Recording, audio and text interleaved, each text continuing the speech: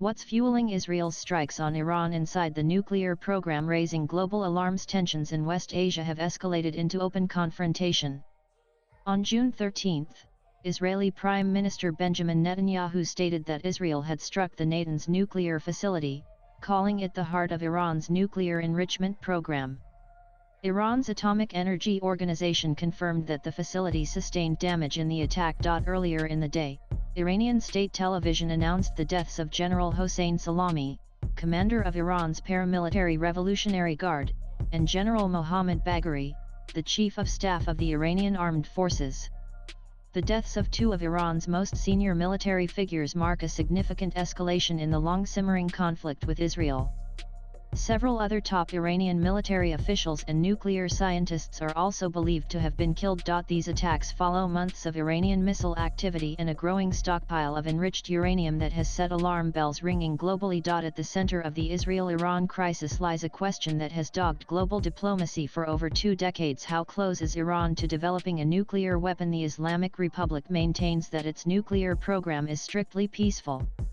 However, the IAEA's most recent report, dated mid-May 2025, paints a very different picture of uranium stockpiles far in excess of what was permitted under previous agreements, and enrichment levels just shy of weapons grade. Nanan. According to the IAEA's May 2025 report, Iran's total enriched uranium stockpile has reached 9,247.6 kilograms.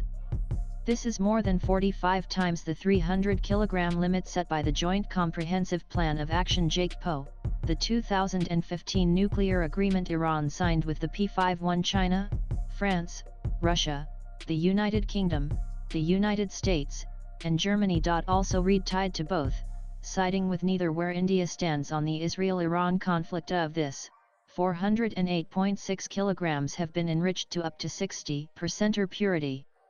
This is just short of the 90% threshold considered weapons grade. The IAEA says that if this near weapons grade uranium were further refined, Iran would theoretically have enough material for around 10 nuclear bombs. Enrichment to 90% is necessary to make a nuclear weapon, but even reaching 60% represents a major technical leap and one that has drastically shortened Iran's so-called breakout time, the period it would take to accumulate enough fissile material for one bomb. The IAEA had also recorded the presence of uranium particles enriched to 83.7% at Fordow in 2023. Iran claimed these were caused by unintended fluctuations in the enrichment process. However, the agency's concern has grown steadily in light of Iran's reduced transparency and restrictions on inspections.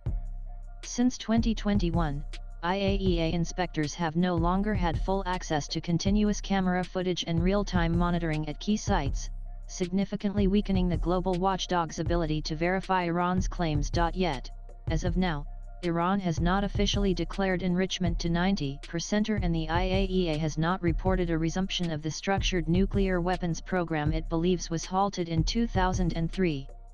Nevertheless, the agency and multiple analysts now consider Iran's stockpile and infrastructure to be weapons-capable, even if not weaponized. Nanan. The Joint Comprehensive Plan of Action (JCPOA), signed in 2015 by Iran and the P51 countries the US, UK, France, Germany, Russia, and China, placed strict limits on Iran's nuclear program in exchange for sanctions relief. Among its terms, Iran was allowed to enrich uranium only up to 3.67% and stockpile no more than 300 kilograms. It also had to shut down some facilities and submit to a stringent IAEA inspection regime. The JCPOA was designed to build on Iran's obligations under the Non-Proliferation Treaty (NPT), a global pact aimed at preventing the spread of nuclear weapons. As an NPT signatory, Iran had already committed to not pursuing nuclear arms, but suspicions over undisclosed sites and enrichment activities led to the 2015 agreement. In 2018, U.S. President Donald Trump unilaterally withdrew from the deal, calling it a bad agreement and reimposing sanctions as part of a maximum pressure campaign. Iran, in response, began scaling back its commitments under the deal, incrementally increasing enrichment levels and installing more advanced centrifuges. Multiple efforts to revive the agreement have since failed. Nanan The IAEA continues to conduct regular inspections of declared Iranian nuclear sites, though with more limited access since the JCPOA broke down. The following facilities form the backbone of Iran's enrichment and conversion infrastructure. Natanz, located about 250 kilometers south of Tehran, Natanz is Iran's main uranium enrichment site and a primary target of Israeli sabotage efforts. According to the IAEA, the facility operates nearly 70 cascades of centrifuges across its underground and surface plants. The existence of Natanz was first revealed in 2002 by an Iranian opposition group, triggering the global nuclear standoff. The site suffered sabotage in April 2021, which Iran blamed on Israel. The latest strike on June 13, 2025, targeted this same facility, according to statements by both Netanyahu and IAEA chief Rafael Grossi. Fordow, constructed secretly under a mountain near the holy city of Qom, Fordow was publicly disclosed in 2009. It was originally described as an emergency facility meant to withstand aerial bombardment. Under the JCPOA, Iran had committed to halting all enrichment at Fordow, but this provision was abandoned post-2018. In 2023, the IAEA detected uranium enriched to 83.7% at this facility. Iran claimed the particles were due to process fluctuations, but the incident underscored the site's proximity to weapons-grade operations. Fordow is estimated to house around 3,000 centrifuges. Isfahan, the uranium conversion facility UKF in Isfahan, processes yellowcake into uranium tetrafluoride and then into uranium hexafluoride gas UF6, the feedstock for centrifuge enrichment. According to the IAEA, Isfahan also contains a nuclear fuel fabrication plant and is the site of a new research reactor announced in 2022. In April 2025, after Iran launched drones and missiles at Israel, the latter retaliated by reportedly striking an airbase near Isfahan, although the conversion facility itself remained unharmed. Qandab Arak, the Arak heavy water reactor, now called Qandab, was originally built to produce plutonium, another fissile material usable in weapons. Under the JCPOA, the core was disabled and filled with concrete. However, Iran has since notified the IAEA of plans to recommission the site by 2026, albeit in a redesigned format that reduces weapons-grade plutonium production. The site also contains a heavy water production plant. Tehran Nuclear Research Center, located in the capital, this center houses a research reactor supplied by the United States in 1967. Its primary role is the production of medical radioisotopes.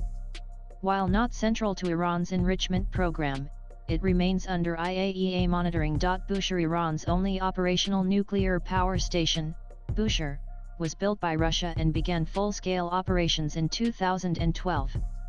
The facility continues to use Russian-supplied nuclear fuel, which is returned after use, thereby reducing proliferation risks. The IAEA maintains full oversight of this plant. Darkhofen and Sirak, in late 2022, Iran began constructing a 300 MW power plant at Darkhofen. In early 2024, it started work on a large-scale nuclear power complex in Sirak, along the Strait of Hormuz.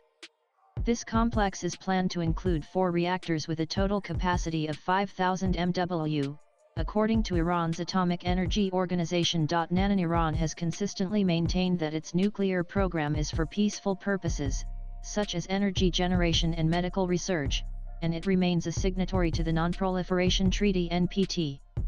However, international suspicion persists, rooted in the country's history of undeclared facilities, delayed disclosures, and restricted access for inspectors.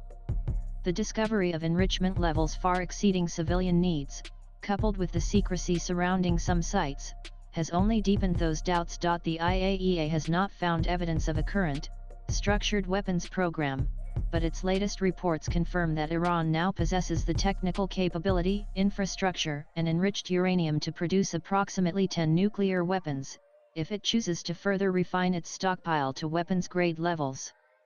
This so-called breakout capacity is what makes the situation so volatile. Nanan, swipe left for next video. What makes Iran's nuclear ambitions particularly controversial is the strategic context it operates in, a region already rife with instability, and its nuclear advancement could prompt a regional arms race or preemptive strikes, particularly from Israel, which views a nuclear-armed Iran as an existential threat. What remains unknown, and most feared, is whether Iran will decide to cross the threshold from capability to weaponization. Latest blogs